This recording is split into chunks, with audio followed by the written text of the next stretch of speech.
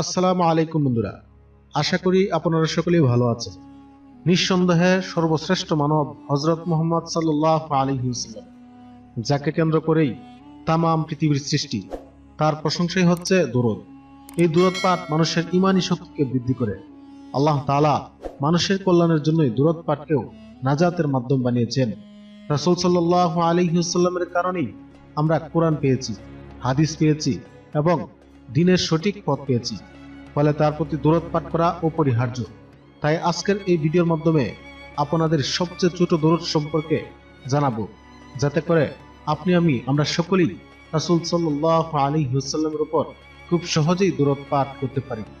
তাই সবচেয়ে ছোট দুরূদ শরীফ সম্পর্কে জানতে ভিডিওটি না টেনে একদম শেষ পর্যন্ত দেখুন এবং আপনার বন্ধুদের জানাতে ইসলাম প্রচারের স্বার্থে ভিডিওটি আপনার সকল বন্ধুদের সাথে শেয়ার করে দিন।